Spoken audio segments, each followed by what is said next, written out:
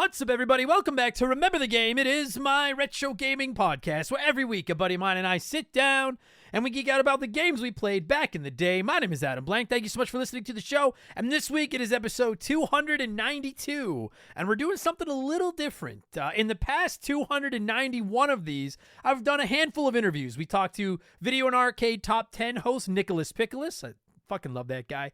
Speedrun YouTube documentarian Summoning Salt, former strategy guide author Doug Walsh, and we talked to Screw Attack founder Stuttering Craig. You can find all those episodes in the archives if you're interested.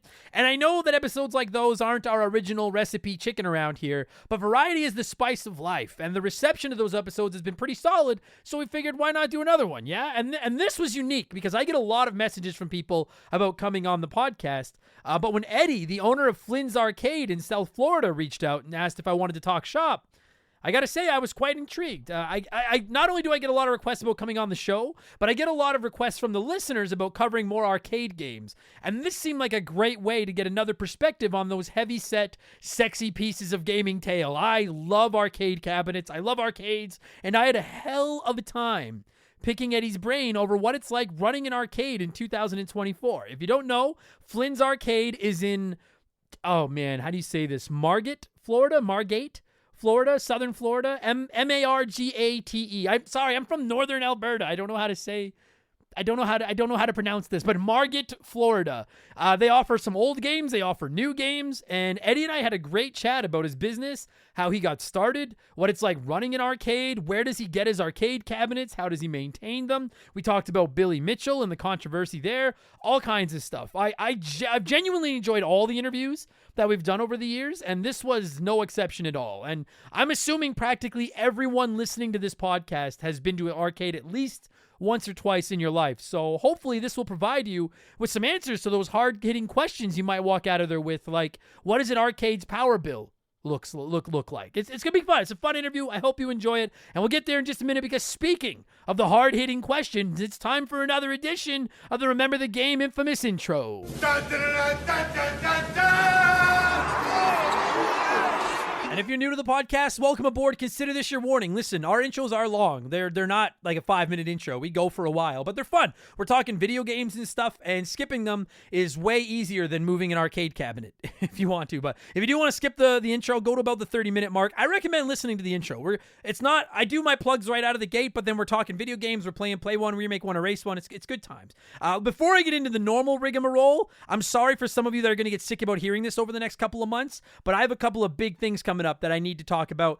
Tickets for our comedy show in Toronto will go on sale this Friday, April 5th for Patreons, and then Monday, April 8th for everybody else. You'll be able to get tickets at rememberthegamepodcast.com. Mark McHugh and I are traveling to the faraway land of Toronto, Ontario to do a show at the Alumni Theatre on Friday, June 28th. So tickets are on sale for Patreons on Friday, April 5th. They're on sale for everybody else Monday, April 8th. RememberTheGamePodcast.com. I hope you can come by and say hi. All the tickets come with meet and greet. There'll be some merchandise there and all kinds of stuff. It's going to be a lot of fun. Also, I will be running a booth for Remember the Game at both the Calgary Comic Expo, April 25th to 28th, and GameCon Canada here in Edmonton, June 14th to 16th. So if you live in or around Calgary or Edmonton and you're planning to go to one of those expos, swing by the booth and say hi. It should be a good time, all right?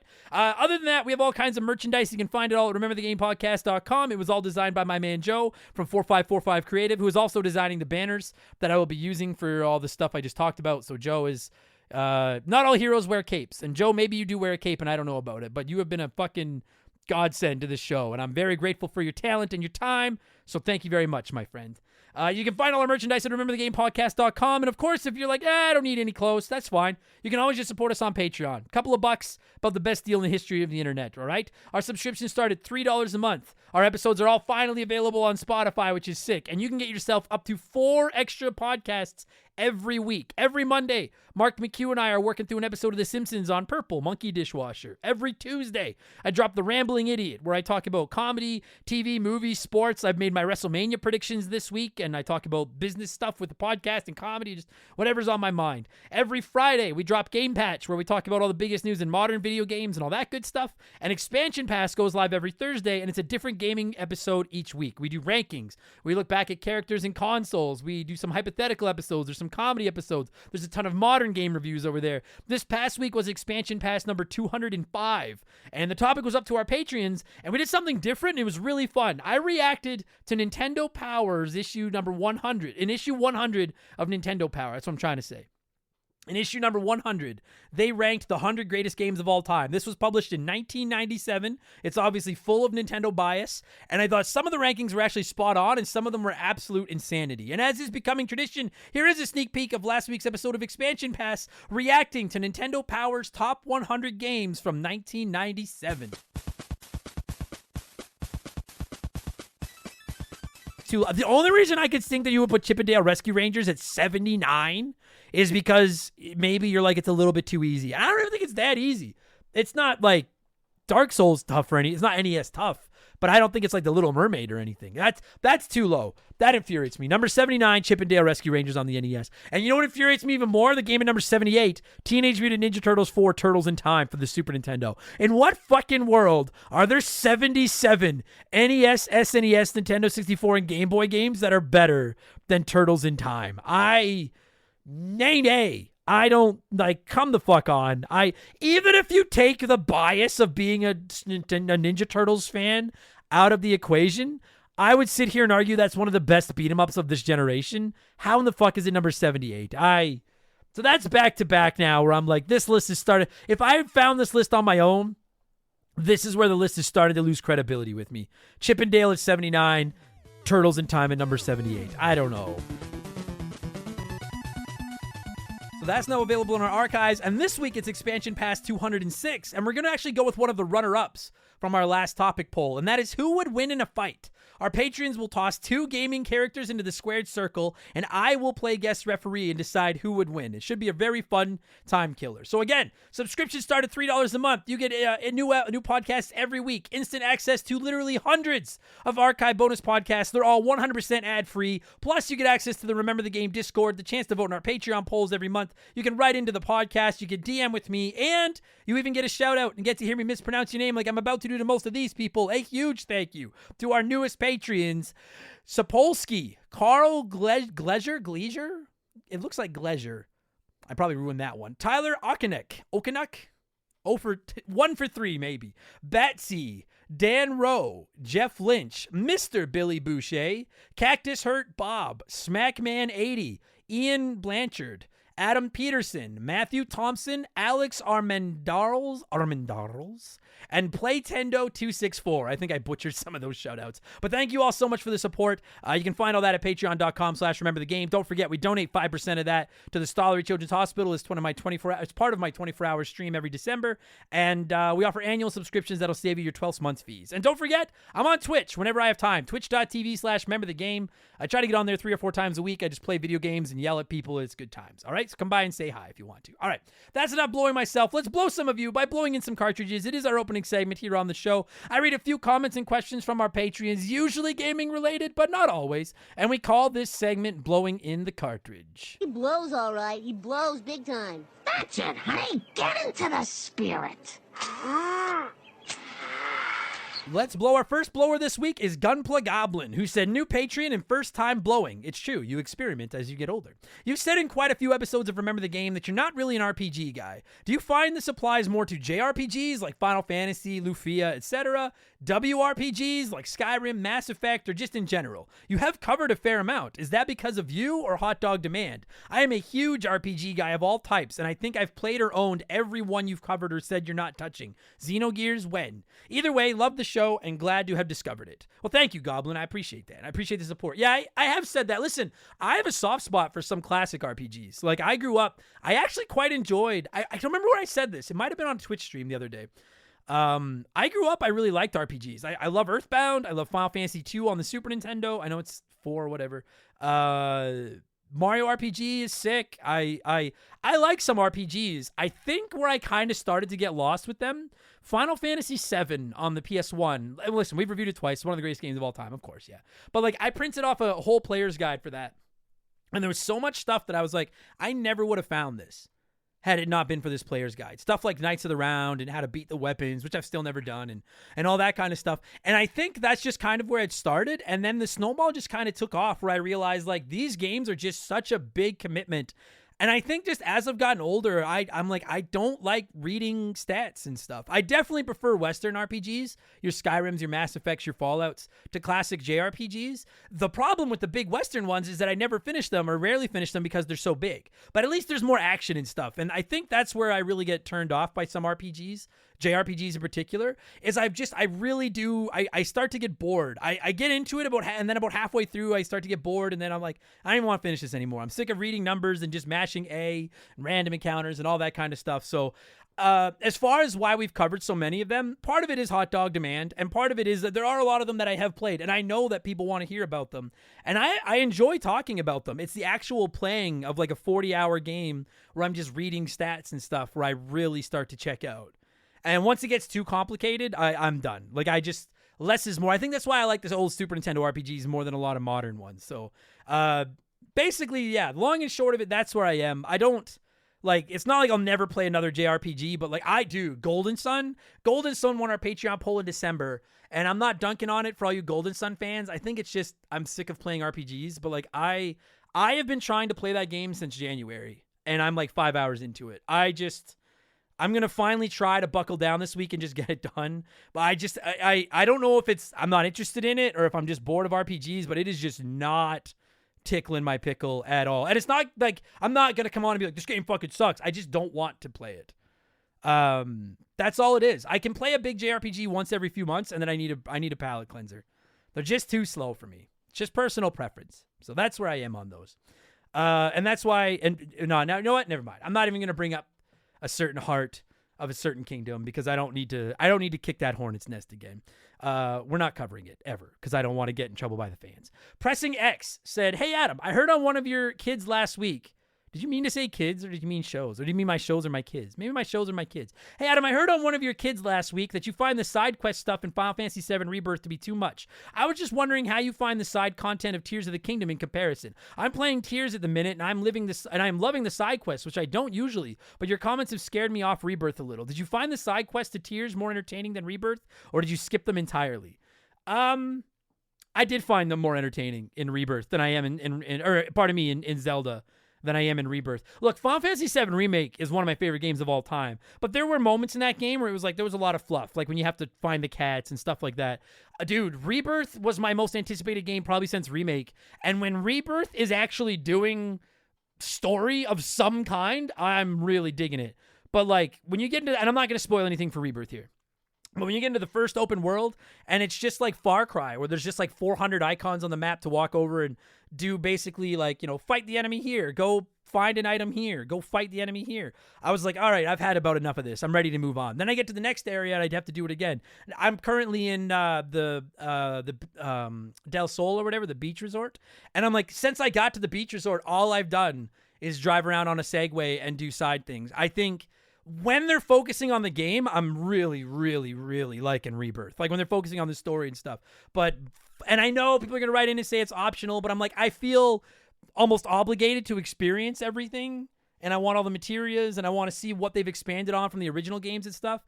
But dude, there is a lot of padding in Rebirth. A lot of it. So I didn't find it nearly as annoying in Tears of the Kingdom as I have in Rebirth.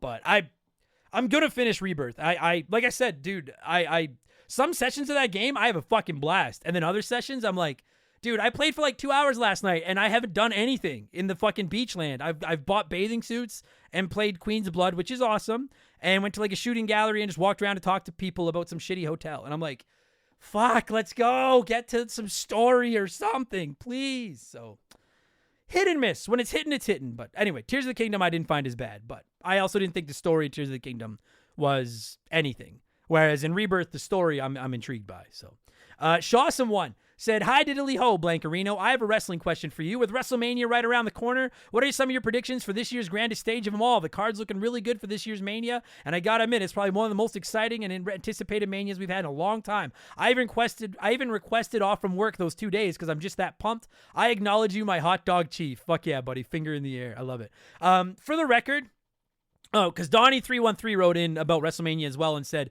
wrestling question, I've seen a bunch of rumors that Stone Cold could show up at WrestleMania. Do you think he'll show up and be in Cody's corner, or even better, him and The Rock have a throwback match? So my full I'm not trying to upsell you on your Patreon subscriptions, but like my full WrestleMania predictions are on the Rambling Idiot this week. I broke down every match and what I think is going to happen. To give you a basic, some of my basic predictions, I think Roman and The Rock win on night 1, but then I think Cody wins on night 2. I think it results in Roman and Rock feuding with each other, and I think Drew McIntyre beats Seth Rollins because Seth is too distracted by what's going on with The Rock and Roman. That'll be those are my basic picks. I'm also very excited for WrestleMania this year. I was very lukewarm on The Rock being there. I will say the last 2 weeks of Monday Night Raws, I've kind of turned me around because The Rock is he's done really well with it. I still would prefer he's not there, but at least it's been decent. As far as the idea that Stone Cold shows up, I think maybe he shows up. I don't think there's any chance we get a match between him and The Rock, but I do think there is like a slight chance that in that main event on night 2 with the Bloodline rules, like Jay comes out and neutralizes Jimmy, and maybe Seth or somebody comes out and neutralizes Solo, and then The Rock tries to get involved and help him, and then you heard the glass break? Buddy, I don't know if that happens, but that would be fucking unbelievable. Unbelievable. So I think there's a slight chance Stone Cold shows up, but I don't think we get a match. So, all right. Well, I know not everybody cares about wrestling. I just snuck that in. We'll move on, okay? Hogzilla said, for the next Switch launch, do you think they'll do any of the following? Re-release an old Zelda game with updated graphics like Link's Awakening, give us Donkey Kong Country 4, or make a new Mario but in 2D. So for the next Nintendo Switch launch, the next Nintendo console launch, I think the new Donkey Kong Country game is the most likely of those 3 things, because I do think there's a new Donkey Kong in the works. I still think at some point we get full-blown remakes of The Legend of Zelda Ocarina of Time and Majora's Mask. I think we get full-blown, ground-up remakes of those. I don't know if they're launch titles, but I think they're coming. And I don't think we get a new 2D Mario because we just got it with Wonder in November. I think it launches with the new 3D Mario. I think, frankly, that's the most... My prediction for 2 years now has been the new Nintendo system launches with a 3D Mario and Mario Kart 9. And I'm gonna stick with that. I think those are the launch titles for it. Can't wait. Can't fucking wait. Arcad in Prime said, this may have been asked already, but as someone who's seen your stand-up before, you don't really seem to cross the stream, so to speak, and have any gaming or nerd content as part of your routine. With the Toronto event coming up, do you plan on writing that kind of material for the comedy show, or what kind of approach do you plan to take? Obviously, you want to keep some things as a surprise for attendees, but I'm really curious about anything you want to share. P.S. Unrelated, but quick thoughts on Cassette Beasts, if you have any. Cheers. I don't know what Cassette Beasts is. And I feel bad because if you're asking me, then that means somebody, probably you, has mentioned Cassette Beasts to me. So I'm going to quickly Google Cassette Beasts. Cassette Beasts.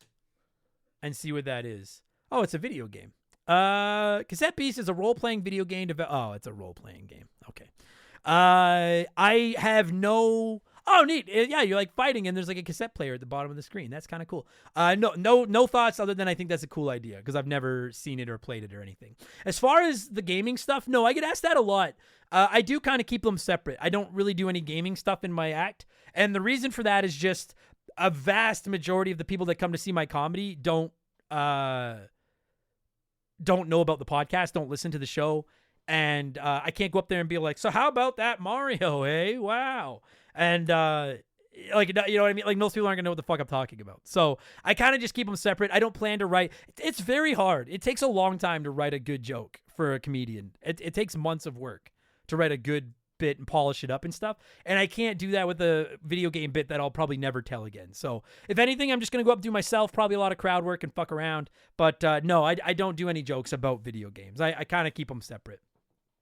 MacDaddy ×4 said, Adam, how do you feel when you play a game that becomes an all-time favorite for you? Are you excited that you got to experience this new game, or do you feel like you betrayed some other games you've loved for 20 or 30 years? That Super Mario World tax is some powerful nostalgia for all of us. I love it. Dude, when I played The Last of Us, when I played Pokemon trading card game, Final Fantasy Tactics, Portal, these are some games that I've played in the last 10, 15 years that are like some of my favorite video games of all time.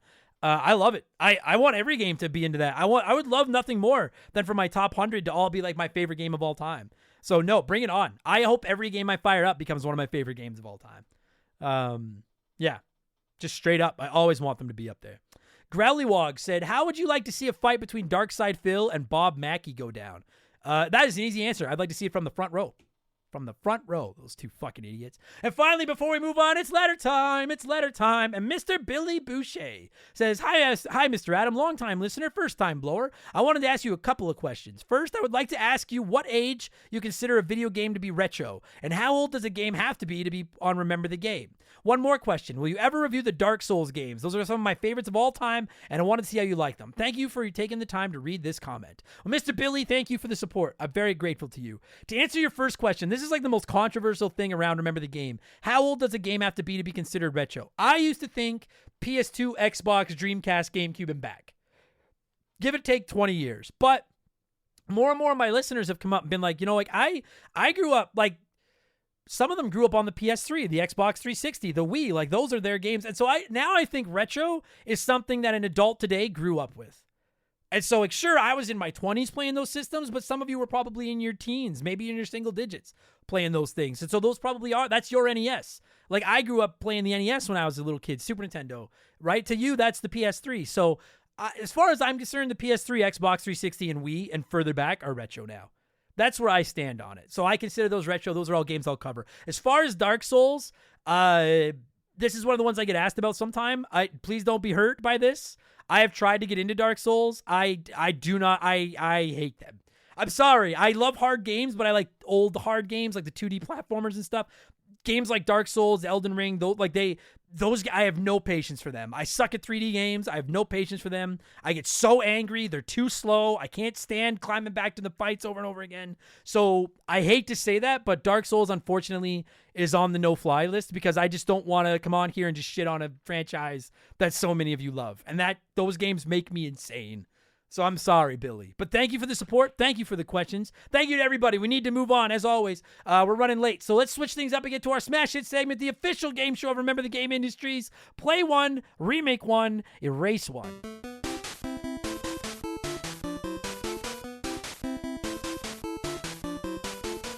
And a huge thank you to Classic Concentration from the NES for unknowingly providing us with the theme music for the show. The rules are simple. Every week I give our patrons 3 retro video games. They can play one as it was released, remake one as a modern game, and the third is erased from time forever. And as always, there are no wrong answers, but there is a right one. We'll get there in a minute. This week we're talking arcades. So I just went with 3 arcade goats. We have X-Men, the beat 'em up, Street Fighter 2, the fighting game, and NBA Jam, the absolute beauty of a basketball game. And this was a very, very tight race, but the winner with 28% of the vote was play NBA Jam, remake X-Men, and erase Street Fighter 2, which shocks me. That is not what I would do. So let's see what a few of you had to say here, and then I'll tell you what the right answer was. DePitzy Jr. said I'd play X-Men because it sounds fun. I'd erase Street Fighter because I'm not a fan of fighting games, but I'd love to remake NBA Jam because I love basketball, and there's not a simple basketball game like it, or like it was back in the arcade.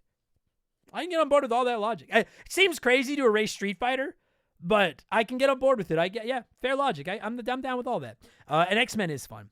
Mookie said this one was pretty easy for your boy Mook. Your boy Mook. Play NBA Jam because I'm willing to bet it still rips. It does. Remake X-Men as a sleek side-scrolling Metroidvania just to shake it up for some sleek and pretty but gory and imposing. You can unlock different X-Men characters and powers in order to open up different areas, or just make it like that Guardians of the Galaxy game. That game was better than it should have been. And then Street Fighter 2 can kick fucking rocks. Later, blanked beans. 0 for 2. 2 people hating on Street Fighter 2. That shocks me. Wolfgang Darren says, first, you play Street Fighter because it still holds up today. Second, you remake X-Men because it was an awesome 6-player experience. And sadly, you erase NBA Jam. Well, it was fun. The pain of having to pick my team in Seattle just knowing I'm going to lose them again is too much. I feel that. I can get on board with that. You get attached to your sports teams. I get that. Does Seattle not have a basketball team? I don't know. Before you yell at me, I know. Go listen to our NBA Jam episode. I don't know anything about basketball. Anything. The Seattle Supersonics. They moved? All right. The Grim Rooster said, play NBA Jam the way it is. The game is amazing, and I think adding to it would just overcomplicate it and take away from its charm. Remake Street Fighter 2. Keep it simple because we have modern-day Street Fighters for complicated mechanics, and update the graphics, and it can be a perfect entry-level fighting game. And then erase X-Men because this game was a dumpster fire, and there is no saving it. What the fuck were they thinking with this one? Really? I mean, it's hard, but it's an arcade game. It's designed to take your money. That surprises me. And Stoned Old Gamer says, tough call here. I'll play Street Fighter 2 because as a teenager, I'd be scared to know how much money I dumped into those cabinets. I'll remake NBA Jam, but keep the old rosters and commentary. Just clean up the graphics some and leave it alone. Boom, shakalaka. And then sadly, Erase X-Men. Great game, but clearly the loser out of this list. Rest in peace, X-Men. I actually agree with erasing X-Men, but I disagree with your whole order. I'm actually going with 8% of you this week. One of the least popular solutions, as did Trent. Trent said, this is a hard one. I'll play NBA Jam because it's still a blast to play today. I'll remake Street Fighter 2 because I can't imagine a world where this classic doesn't exist. That'd be a dark timeline. And I'll erase X-Men because as much as it pains me, Dems the rules. Exactly. Thank you for playing by the rules. I would go the same order. I would play NBA Jam because despite knowing nothing about basketball, NBA Jam is just fun. It's perfect as it is. I'll remake Street Fighter 2, and all I'll do with it is redesign the controls from the ground up so they fit with my exact gaming DNA, and I can finally get good at a fighting game, even if everybody else sucks. And then I'll erase X-Men because it's awesome for sure, but I'm never playing it over The Simpsons or Ninja Turtles. So it just has to, I'm sorry. You're not Simpsons, you're not Ninja Turtles. I'm sorry. Thank you to everybody that played along as always. What have I been playing over the last 7 days? And then we're going to talk arcades. I've been playing that stupid Balatro poker roguelike that I think is rigged as fuck, but I can't stop playing it. I've been playing Final Fantasy VII Rebirth. I've made my thoughts on that clear. When it's good, it's great. When it's boring, it is fucking boring. I've been playing WWE 2K24 because it's sick. And then I have been fucking trying to get through Golden Sun. I'm battling it, but I'm gonna beat it. I'm gonna fucking play that game this week. That's my plan. That's it. That's what I've been playing. We're gonna pause here for a quick word from our sponsors, and then we'll be right into the arcade talk. Okay, we'll be right back after this. We've had some great partners over the years here at Remember the Game, but I don't know if any of them have hit home for me quite like Hometown Hero does. No pun intended. Don't start. It's a transparent, honest cannabis company that helps people and gives back to those that have served their country at the same time. I mean, come on. As soon as I read about these guys, I knew I wanted to work with them.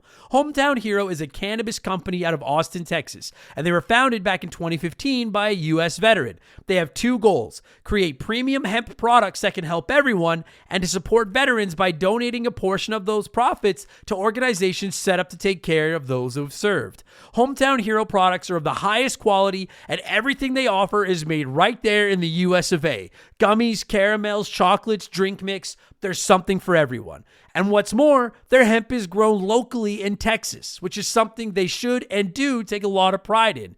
And they offer certificates of analysis for everything they sell because they want to be clear that their products are as advertised, both in terms of potency and ingredients. No contaminants, you get what you pay for.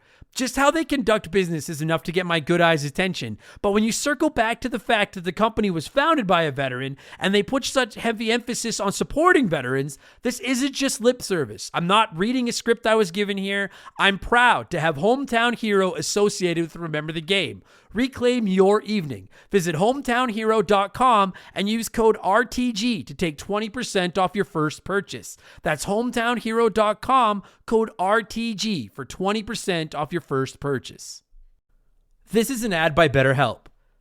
A band once said, "Work sucks, I know." And I think most people agree with them. Workplace stress is now one of the top causes of declining mental health, with 61% of the global workforce experiencing higher than normal levels of stress from their jobs. And while walking away from your job might not be an option, taking a little time every day to focus on yourself and your mental health can make a huge difference. I know in the summer I try to get outside every day, get a little bit of sun, and just enjoy the outdoors. It really helps.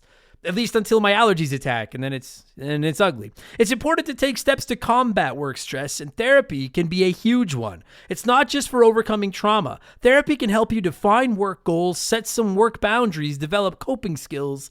It's like a cheat code for life. And if you're thinking, man, I'm too busy for therapy, well, look into BetterHelp. They make therapy as convenient as possible. You can meet with one of their over 30,000 therapists online and on your schedule, just like over 5 million people around the world already have done. As the largest online therapy provider in the world, BetterHelp can provide access to mental health professionals with a diverse variety of expertise. Unwind from work with BetterHelp. Our listeners get 10% off their first month at betterhelp.com/rememberthegame. That's BetterHelp, HELP.com/rememberthegame. All right, now normally If you've ever listened to the show before, I like to give our listeners a chance to weigh in on the game we're covering this week. But this week, we're not talking about one particular video game. We're just talking about arcades in general. So instead of reading some of your comments off here and then going into the interview, I actually just pulled some of your comments out, some of your questions for Eddie, and just worked them into the interview I did with the bearded one. So ain't nothing to it. But to do it, let's talk about what it's like to run an arcade in 2024. I'm going to cue up some arcade music.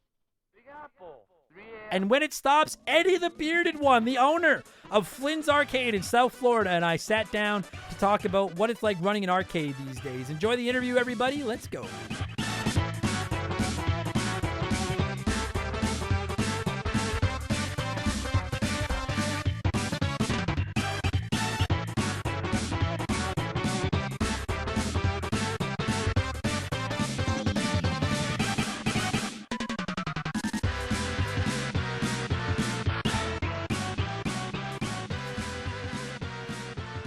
All right, so as I'm sure I'll have said during the intro that I haven't recorded yet, very special episode this week. Joining me via the blank phone, all the way from the far off land of Florida, is Eddie of Flynn's Arcade and more, and we're going to talk arcades and stuff this week. I haven't done an interview in forever. People have been telling me to do one. So Eddie, first off, how are you, buddy? How's things? I'm doing well, man. I can't. Coming off a strong weekend, had a guest with us, a special guest, celebrity guest with us this weekend, and then Easter and the family stuff. So sure. I can't complain at all. I quickly, we're gonna talk arcades and stuff, but I wanted to ask, you guys was it BAM? You guys had in this weekend? How did that go? We had Bam Margera with us the entire weekend. It went really well. Everybody who had the opportunity to meet him and engage, and I have to admit, it was a bit of a surreal experience having watched CKY and having watched the other movies and shows he's on, and Viva La Bam and all that sort of stuff. It's always it's a huge blessing, man, to meet all these unique celebrities and guests that we have at the arcade. Yeah, I would have never thought. That's dope, because I'm a old school fan of him as well, and I know he's been on some hard times. Yeah, the last little while. So it sounds like he's doing great right now, which is doing great. I believe 8 months sobriety, and his fiance really helps with everything too, and it's phenomenal. It's unfortunate. We all struggle with stuff, but dude, in the end, we just got to keep getting up. Yeah, man. Good for him. That makes me very happy to hear. All right. Well, I guess we'll start from the start. I'll have probably given you a quick intro during the infamous intro, but for those of the listeners that skipped the intro, and I know there are some of you out there, you crumb bums, Eddie, who the hell are you? And what do you do? And how did you finagle your way onto this show? Well, so for those of you watching on our Instagram also, I have a friend, a recent friend named Alex, who runs a Mother Trucker on TikTok. So he's like the largest social media. He's the trucker with the largest social media following. And he actually gave me these ideas and this advice. And he's like, hey, listen, you have something really unique here. Why don't you continue to reach out? Because I was already doing it, not as often, but reach out to podcasts and reach out to different video segments and stuff. And, just tell hey, you're more than welcome, or you're more than willing to chat whenever, and you see what happens. And I'm all about, collaboration and content creation. And that's how it led. And Adam, bro, you guys popped up, in one of my searches, be it, geeky podcast, nerdy podcast, nerder pod, whatever I searched. Yeah. And then what I do is I reached out and I said, this is just something more unique. And honestly, bro, Adam, I reached out, I send the message I sent to you in just different modifications to everybody. You could have 100 followers, or you could have 100 million followers. Sure. I don't even look at that. I just say, what I do is I look to see when's the most active post, because I'm not going to post I'm not going to follow somebody who's or ask someone who hasn't been active since 2016. Of course. Yeah. What's the point, And then you responded, bro. And, bro, it's Alex's piece of advice for that and wisdom there. And I've been getting a lot of contacts and a lot of requests. And, dude, it's all about spreading the gospel of Flynn's, man. It's all about spreading the gospel of Flynn's. But to answer your question more fully, my full name's Eddie Acevedo. I don't speak Spanish. Okay, sorry about that, everybody. You guys know me. The internet hates me. So that's not you guys, but the internet, shut up, computers. I hate computers. Let's try this again. Eddie, I know who you are, and I know that you don't speak Spanish. Other than that, who are you? Let's try this one more time. Born in 1984, Miami. Born and raised in South Florida. First interaction with an arcade machine was the laundromat in Bay Harbor Islands. There was a Mortal Kombat 1 machine and a Galaga Pac-Man machine. Nice. Every Sunday, had to go to the laundromat. I was given a couple quarters, so you learn really quickly to get good at games as Yep. quickly as possible. And and then chilled over there, and then married about 14 years ago to my lovely wife Danielle, and right now live in Margate, where my arcade is located in South Florida. And we do a lot of fostering and adopting with cats and dogs, no children, but that kind of gives you a little take into what I'm about. I mean, I could go into more of my education background, but that's not really relevant, I think, now. Sure. So Nah, education, smeducation. No. Well, that's awesome, dude. Well, because that was one of the questions that everybody asked me was like, what arcade cab did you start on? It's funny because my earliest gaming memories are Super Mario Brothers or Pac-Man. I remember my mom giving me a quarter to play Pac-Man, and that quarter probably lasted 8 seconds because that game fed me my lunch. But it just started a lifelong obsession that has never gone away. yeah. So now you own this arcade. Yeah. You're did you start this thing from scratch? Did you like take it over from somebody? Like, because I have to imagine starting an arcade cannot be like that's dude, arcade cabinets are cheap. How does that happen? Okay, so I'll take you down the journey of what the bearded one did. So basically, in 2017, 2016, I would do like these arcade pop-ups, right? They were called retrocades. And I would do them at like my buddy's tattoo parlor in Fort Lauderdale, Oakland Park. I did one at like a print shop, my buddy's print shop in Deerfield. I did one at a coffee house in Fort Lauderdale. And they would draw good numbers, like first couple ones, 300-400 people. And Sorry. So like what is that? Like you would bring a couple arcade yes. cabinets and just set them up? So basically what they were, retrocades were basically like a pop-up gaming event. So I would bring like my arcade machine. At that time, I only had one and I made it myself. I'd bring Okay. out maybe like a Dance Dance Revolution machine and then a bunch of video games. So like PlayStations, Xboxes, Nintendos. Sure. And literally we would just do these pop-up events and we called them retrocades. So we did 3 of them in total. And this is me and a bunch of friends, and I was really organizing most of it. And then I was renovating a house that I was helping sell because I got into the real estate world as a real estate agent here in South Florida right after I left teaching. So that was like 11 or 12 years ago. And I was renovating a property with an old student of mine who was then, now an adult. And we were renovating property in 2018. I'm like, you know what? You know what's a good idea? And I said, an arcade would probably do well. And, nostalgia and this whole place of entertainment. So December of 2018, my buddy, my friend, and my old student Will and I would meet up, and we would kind of hash this idea out. He had experience with being a GC and a general contractor, and he had the building stuff. And then, I started putting this down on paper. I've had and owned, and I've had many failures, many successes, or many failures, fewer successes of other businesses. So I knew the idea of a business plan and financing and, understanding the demographic and understanding location and real estate and all that stuff, very basic surface level. Sure. And so, yeah, dude, December 2018, we started meeting. By June 2019, we executed our lease at our current place. And then December 7th, 2019, we started the arcade. We opened Flynn's to the general public. We were just 1,650 square feet. We had probably maybe 25 arcade cabinets. And we opened to the public, bro. We had, kid you not, man. You guys can look on our Instagram stories. We probably had like 300, 400, 500 people show up. Wow. And it was packed because to me, it's all about community. So I knew I needed to back, and I encourage any business, build your community and build it strong. Yeah. So what we call the Flynn's family came out in force. Before we even opened, dude, I would drag whatever machines I had to conventions, to local comic signings, to local shows, to local whatever I could get just to build the brand.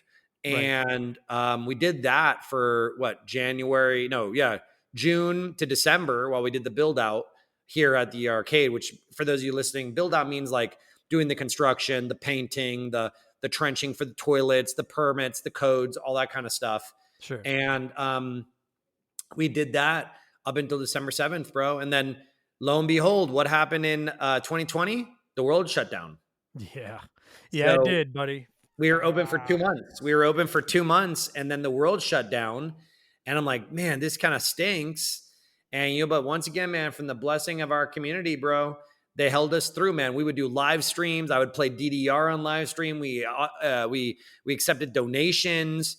We raffled off arcade machines, and bro, we've just been on one wild ride since. And that's of course, I wild. can go into more detail about people are wondering about the finances, how I did this or how we did this. And I'd be more than happy to dig deeper, but that gives you a surface level of what happened. No, that's great. And I feel you on the pandemic thing, dude.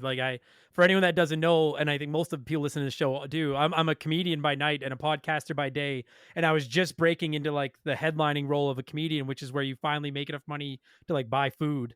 And Yeah. then the pandemic happened and it was haha, screw you, Adam, go home for 3 years or whatever. Oh God, let's not, I don't like to remember those times. The Yeah, you guys pandemic was in dark Canada, times, dark times. you had it a lot worse than us. Oh, So buddy, it was wild, man. So, okay, so probably let's a little bit on the business side. This is probably the number one question I got from the community. It was on my list as well. Makeshift money. Where do you get your cabinets from, especially the old ones? And that's where I want to start because you said you started with just a few and you were going around doing these pop-ups. Were you collecting as a fan? Because my white whale is an authentic Miss Pac-Man cabinet, and we can make I that a cannot reality convince. for you. What's that? We can make that a reality for you. I have quite a few. The part of the problem is making it a reality with my bookkeeper, which is my wife, and explaining to her why this cabinet they're not cheap. So that's okay. Let's start there because I think that's the thing most people have been asking me. Where the hell do you get these cabinets? Where did you start? And where do you get them now? Modern ones I get, but where do you get the old school ones? Okay, so first off, with arcade machines, you really have to dig. So what I did was, obviously, long story short, and this is the nitty gritty of it. When I started the Flynn's, I had met an individual, and at first, based on initial appearances, everything was going to be great. I was going to actually lease the machines from him, right? Okay. And so this was the whole deal. But as people have a tendency to change, this individual changed. And bro, literally February, check this out. So I opened my doors December 7th, 2019. February of 2020, before the world shut down, this guy basically said, no, I want to take the machines back or you have to buy them all. And so sorry. So you were paying him X dollars a month basically to lease these cabs off of him. Correct. Okay. Correct. All right. That was the agreement. Okay. And, whatever. And honestly, it's not complete. I can remember parts of it, but maybe I blocked it out because I was, it's not a rough time. But basically I was forced to buy over $60,000 worth of arcade machines after being open only 2 months. Wow. So I got equipment financing. Through entertainment equipment financing that no longer does that sort of business. I mean, bro, we're super blessed, man. Freaking, we're looked out for. Everything was, it was a super blessing that it happened. So I was able to acquire the funds necessary to buy it, which actually, to be transparent, I'll be paid that. I'll have that paid off May of this year. Good for you. That's exciting. So then when that's paid off, you will outright own all these cabinets that were part of that first set. So that first it was 25 wave. machines or 20 machines. Sure. So you live and learn, brother. So what happened was after that situation, I'm like, holy crap, this is not good. I don't want to be the mercy of somebody else. So I just started buying them myself. Facebook Marketplace. I started hitting up old bowling alleys, old movie theaters, old swap shops, old thrift stores. I started traveling throughout the state. South Florida is kind of dry when it came to the arcade scene, even in the 80s and the 90s, because we weren't the Midwest. We weren't the Northeast Florida because entertainment's always been so prominent over here. You know what I'm saying? Sure. So we had a couple heavy hitter arcades, and these arcade machines really aren't as prevalently available down here as they are, let's say, in Pennsylvania or New Jersey or Ohio or Indiana. So, dude, I've traveled as far as the Keys, which is about a 3-hour drive. Yeah. I've traveled to Orlando. I've traveled to Tampa, Largo, and you just start kind of collecting them. And, I started letting people know, yo, we're looking for machines. And honestly, then one thing led to another. I've met some great people like my buddy Ant and Manny and Neil who helped me with the restoration if it's beyond my scope. But I just started learning stuff on my own. I started understanding how these motherboards worked, how the power supplies worked, how the monitors worked. I took their advice because they knew it a lot more than I did.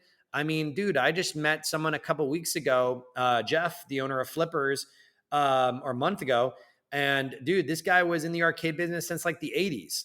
So Right. he had a lot of wisdom. I was building, unbeknownst to myself, I was building my team. And that's every small business has to build your team. Agreed. Yeah, You 100%. have to. You Yeah. have to. And so basically, if anyone's looking to start an arcade, first off, I don't really recommend it because of the mere fact that unless you have an exterior form of income, it's going to be very difficult to keep yourself above water. Sure. The second thing is the machines and the maintenance can get out of hand, especially if you have to pay someone else to do it. Right. So I learned. So, dude, I buy, machines. The most, the most I pay for machines typically is like $400. Wow. So And then what? you obviously buying like restoration Right, projects exactly. and stuff Now, like that. if I buy new machines, which is not often, but if I buy a newer machine, you're talking the thousands, Right. Yeah. which is not very often because I have such a plethora of machines. So right now, I have on the floor over 70 arcade machines. Some run certain machines were released at certain times that they had multi menus. So like arcade play choice or Nintendo play choice has like 10 cartridges in it. You Yeah. look at Neo Geos, the same thing, multiple cartridges inside of it. You had the arcade classics from Chicago Gaming, multiple. So literally on my floor right now, I have hundreds and hundreds of gaming options. In addition to just the cabinets that just have one game in it. Okay. And then I just keep an eye out. I have certain alerts out. And honestly, dude, our community is so amazing. I just get so many phone calls, text messages, and emails from people like, hey, I'm looking for this, or hey, I have this, or hey, I want this. And just talk to everybody, bro. Yeah. Because that's one of the big questions everybody comes because the other thing, one of the other, I think two of the fantasies that a lot of listeners of the show have, number one is to own their own arcade, or number two is to own their own retro game store. Right. And I've always had a long-standing pipe dream of owning a retro game store. Now that I've been self-employed and run my own business for about 6 years, that idea doesn't seem half as sexy as it used to, because now I'm scared of all the overhead and everything. But like, obviously one of the big roadblocks to starting either of those is coming up with enough inventory to get off the ground. And so that was easily the question we had the most of, was like, where the hell did this dude, like, I've been on the look for a Miss Pac-Man for like 10 years. And this, like, people are like, where the hell did this dude find enough cabinets to just throw into a building and be like, everyone come and play my cabinets? Because like, you can't open an arcade with 2 cabinets. And now you're just the corner store with the 2 cabinets in there. Like, you need to have enough of a selection. And you talked about maintaining them. That was another thing a lot of people asked about, was maintenance. And you kind of already answered this, but like, Michael Katz said, how do you keep the arcade cabinets in good working order? Every arcade I've been to in the past few years has had many broken games that don't work at all, or games where the buttons and joysticks are covered in spilled drinks. I assume you don't employ a maintenance guy. It's probably you and YouTube primarily, right? Yeah, so you're spot on. At Flynn's, I do my absolute best to make sure our machines are in clean, functional condition. For instance, Terry, one of our managers here, she, like, my team knows to text me and let me know when a machine goes down because I'm very proactive. Okay, so as soon as I get off here, because Terry messaged me over the weekend because we have a awesome crowd come out, and I have to go fix I have to go fix the action buttons on our 4-player Simpsons cabinet, specifically Homer, because I know what happened. Probably the kid spilled a soda and got it all gummy. Sure. Or the micro switch is dying. And I got to replace that. And then after that, I need to finish our 4-player X-Men cabinet that I'm building from scratch. Nice. So I need to finish that one up. And then I also need to look at our DDR X2 machine. I need to finish cleaning the pads, the touch sensors. The floor sensors are starting to act up, and I know why, because I bought this machine secondhand, and the mofo who owned it didn't ever clean anything. So I need to take all the pads off and start cleaning that. So see, like, you get used to it, and I do this stuff on Mondays because we're closed on Mondays. Right. But honestly, dude, I'm all about positivity for the most part, man. Anybody can do it. Anybody. You just Right. have to like go in with the idea that it's going to take time. It's going to be frustrating. You might electrocute yourself, which I Yeah. have. But you're going to be okay. You Well, that know? and that was one of the questions I had for you is like, listeners to the show know, like, I am technologically illiterate. Like, I have made a living with a computer is a miracle beyond human comprehension because I suck so bad at this. And that's one of my concerns if I ever do plunk down the cash for my precious Miss Pac-Man is Bro, like, I'm I like, will dude, if send. something breaks, can I I got fix it? I got two on the floor. I got two in my storage, man. You want one, bro? We'll make it happen. Yeah, I wish Edmonton and Florida were more No, than we'll freight it to you. Freight's not that well, expensive. It's like well, 350. we'll talk. We'll talk off air because I'm very intrigued by that. But if something came down, like if anyone out there, because most of my listeners dream of owning at least one cabinet at some point, not an arcade one up, but like a retro, No, arcade seven one. hundred pound, That's old not school. legit. That's not legit. An arcade Exactly. machine is only legit if it kills you if it falls on you. Yeah. So if you ever plunk down the cash for one of these things and it decides it doesn't want to work anymore, you're giving us hope that like YouTube and a little bit of patience, it can be fixed. Bro, easily. Okay. Easily. All Super right. easy. Okay, that's good because that's one of my big worries is having to fix the damn thing. Yeah, dude. Let's jump there. I wasn't gonna go to that until later, but this was one of the questions I thought was really interesting. Cheese Zombie Gaming said, "What does he think of the arcade one-up machines? Like, obviously, you're not putting them on your floor. You're a, but I assume you're not. I shouldn't say that. But what do you think of arcade one-ups? So, okay. I think arcade one-ups are a really great introduction and a revival of the arcade nostalgia world, right? Yeah, Because it gets people a taste and then they want to see the real thing.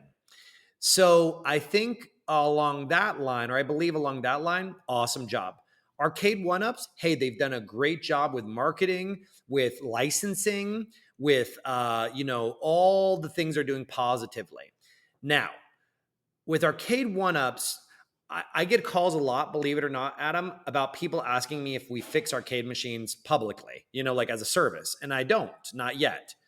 And there are a lot of questions about arcade one-ups, like the puck on a Tempest machine goes down, or the joystick on a Tron machine goes down, or the general buttons go down. From what I know on a very surface level, arcade one-ups use a very like a proprietary type joystick and buttons. And their okay, interface is not normal. I don't believe it plugs into a JAMA harness. I could be wrong, but I don't believe it plugs into a JAMA harness.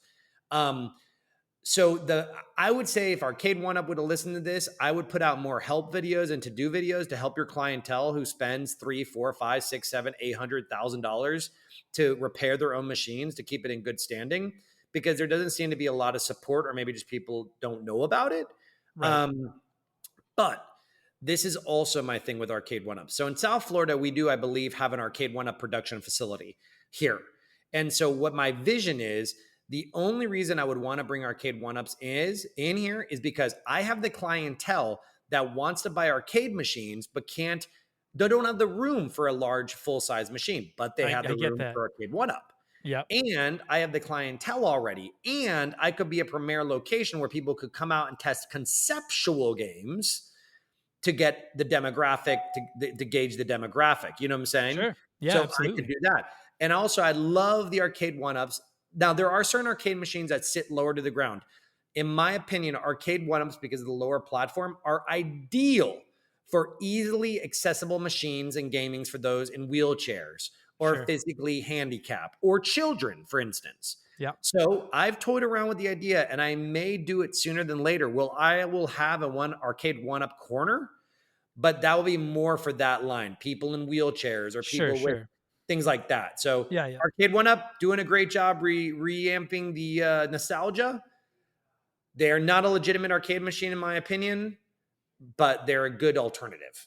I agree with that. I have a Miss Pac-Man arcade one up in my corner here. I call her Becky. That's Becky. That's Becky. my girl. And I love it. I play it all the time, but I'm like, it's like I'm like I know that it's like I'm drinking Royal Cola instead of a Coke. I'm like it's fine, but I know it's not. This won't kill anybody. Like I think Molly, my dog, could survive this falling on her. But I get it. Yeah. But you're right. They don't take as much space. They're affordable. I get it. I also feel like personally, like when I go to like a barcade now, I get super stoked to play on the old school.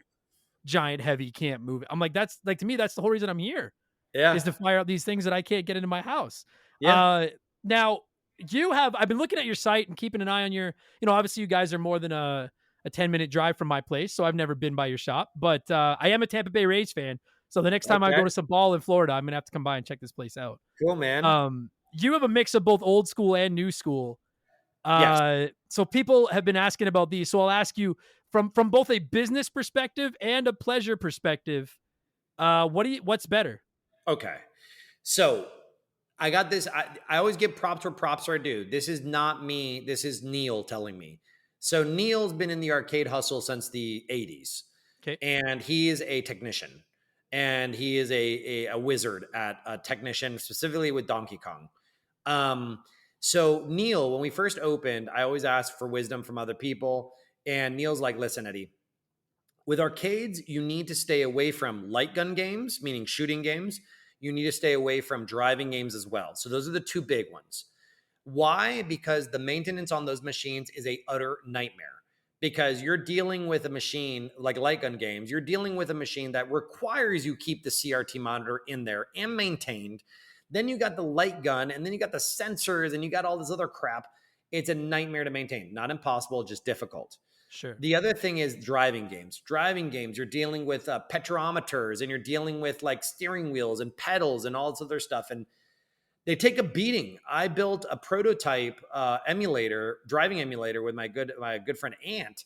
And this thing, bro, I literally went through like 4 sets of pedals and like 3 sets of wheels and to beat the heck out of it. So you have to maintain those things a lot. Now, do I have them? Yes, I do have them. I have, Initial D, I have Cruising World, Cruising Exotica, Hydro Thunder. For shooting games, I have House of the Dead 4, I have LA Machine Guns, I have Police Trainer 2, Trophy Hunter. I have a good little mix, right? So I've kind of opened my mind up to having a bit more. Would I have the newer ones? Yes, because the technology is a little more advanced. It works based off of sensors and not CRTs. So you can put a flat screen in there if it craps out on you. But I like to have, I'm not telling anyone what to do. What I like to do is have a nice mix. So I have a nice mix of rhythm games, Dance Dance Revolution, Re-Rave. I made my own DJ Hero arcade cabinet. I made my own Guitar Hero arcade cabinet. I have reaction games like Catch the Light. I have Eunice's Pong machine, which is all mechanical as opposed to digital. That's dope. I have those. That's pretty sick. Sorry, Yeah, I didn't mean to interrupt you, but that's pretty sick. I have those sorts of machines. Then I have the classic sports games. So NBA Jam. I have I have the Baseball World Series 1999 edition. I have NFL Blitz, the Gold edition from 2000. I have other sports games. I'm in the process. So after I finish my X-Men cabinet tonight, that's getting done tonight. I want to build the NHL cabinet because the NHL game run off the same motherboard, I believe, as NBA Jam and NBA Hang Time, and also NFL Blitz. And I have backups of those. So I want to do the NHL game because I'm big into hockey. My boys in Neon Dreams Arcade in Largo area, they got a WrestleFest cabinet that I want. Nice. I like those kind of unique cabinets. I have WrestleMania. Then you also have to have your classics, your Centipede, Millipede, Galaga, Missile Command. But there's ways to do it creatively. So I have the Centipede cabinet that came with Centipede, Millipede, Missile Command, Let's Go Bowling, and one other game that escapes my memory. And then I have Nintendo Play Choice, and then Donkey Kong and Pac-Man's. And then you have to have your fighting games. You need to have what's it called? Your Street Fighter versus X-Men, your Marvel versus Capcom 2, your Power Stone, your Mortal Kombats, your Tekkens, I'm trying to think of all the games in my mind. Your weird stuff like Total Carnage and Smash TV, and then I got a collection recently, and I picked up a freaking Die Hard and got Superman, and then just your unique stuff. So I say if you're starting an arcade, lead with your heavy hitters, classic and fighters. Okay. Then if you have the money and the effort and the time, then lean into your driving games and your shooting games. They Okay. take up more floor space. But yeah, dude. So, I mean, I could ramble on about that forever. And if anybody wants to talk shop, hey, Adam, include my information below, bro. They can Of call me course. directly and I'll talk to them however long they want to talk. Yeah, absolutely. Yeah. Cause that's something that I find interesting too. Cause like we have a few barcades here in Of course. Edmonton and we go sometimes and Yeah. I'm old, like I'm 40. So like when I go Oh, in dude, there, I'm I'm like, 39. I'm 39. So right. you're born in 83. Yeah. So it's like, I don't like, look, modern games are neat, but I'm like, where's my TMNT? Where's my Simpsons? Where's my Pac-Man? I'm old. I want to play my old games. Right. And so Yep. that's why I was kind of wondering, cause you're right. The modern games, like, dude, that Mario Kart, like the modern Mario Kart racer, that thing is Oh, like, thing's bigger than my house. And I'm like, bro. that's so much real estate and it Bro, can't it's be not even the cheap. real estate. It's not even the real estate, Adam. It's the freaking cost. Like that's what these new developers like. I get on top of them all the time about the indie developers. I get why the indie developers charge so much because Sure. the infrastructure is so expensive. But dude, like one of those Mario cabinets, I don't know if you priced it out. It's No, like fuck. 15 G's. Yeah. Like Frank, if I could be honest, like I don't even think it's very fun. I'm like, it's fun one time with my friends, and I'm like, I'm never playing this again. It's a gotcha machine. I don't like those. Like, it's a gotcha machine. I mean, it'd be cool to have one, but Yeah. like, it's a gotcha machine, bro. They want you to Right. swipe the credit card. That's why at Flynn's, bro, we do things differently. We run a free to play, we run a pay to enter model. It's $15 unlimited. Come and go as you please for the entire time we're open. That's And it. that was my next question for you because I'd seen that on your site, but people had wanted me to ask you. You're not coming. People aren't coming into Flynn's and needing to like swap a 5 out for a bunch of quarters. Like No, it's no, those dirty old quarters. It's just no. buy your ticket or like pay your admission and Pay to enter. go to town. Yeah, dude. And, kind of go off on that. If you're looking to start an arcade, remember taxation is differently when your coins accept coinage. Credit conversions. I mean, like a friend of mine did the conversion to a card system. It's $60,000 for the initial conversion. Sorry. So that's when you like load a card up with credits Yes. and then go swipe it at the It machine. cost him about $60,000 to do. Oof. And it's just, yes, I understand his business model is much different, right? But to me, it's just not worth it at this point. Now, I never say never. It might be Sure. worth it at a later point. But right now, I like to keep things simple. Walk up to a machine, press start, have fun. Yeah, and I'm not gonna pry into your, I'm not gonna ask you how much money's in your bank account. I'm not looking for anything like that. But I will say as a consumer, I prefer that. I'd be like, yo, so I walk in, I put down $15, and then it's like, go play. I that sounds so much more appealing to me than loading up a card and then half the time I have like just enough credits left that I can't play anything, or I'm like, what do I do with these credits or whatever? Like that just sounds like exponentially more fun as a consumer. And it's Yeah. probably a lot easier on your end to keep track of at least as well. Yeah, I was just having a meeting with my staff before we jumped on, and basically the whole preface is if you can't analytically track something, it's not worth doing when it comes to Right. business, in my Yeah. opinion. So we keep track of everything: attendance, days, hours, things of that nature, because you have to track it. So the reason why the $15 came around, Adam, is because I have 5 nieces and nephews, and we went out to the movies. And now I didn't take all of them because they were still very little, so I took like 3 of them, and we went to go to the movies. And my wife and I were the aunt and uncles, like spoil them rotten, all that kind of stuff, right? Yeah. And we went to the movies, bro. It was like $150 It's or insane. something like that.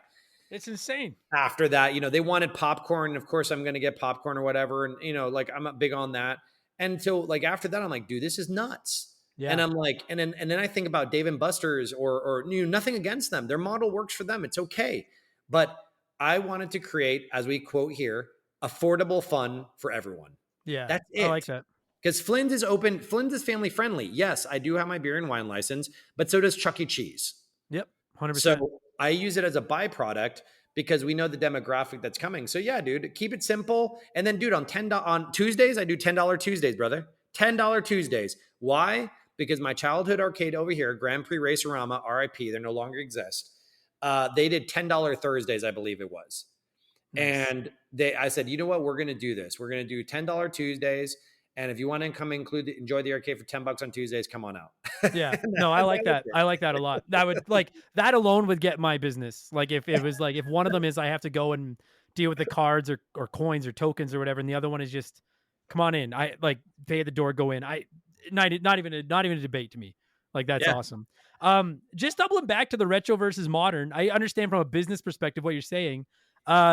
People will give me hell if I don't ask you. Pleasure. What do you like better, the modern stuff or the old stuff? Okay. So I preface this response with I usually get a very shocked response back. I don't really play video games. I understand that. I thought that's where you were going, dude. Since I started this show 6 years ago, like I still play games all the time, but I do not play games the same way I did before it was my job. So I understand. This is what the logic is. Now I have an admiration for video games.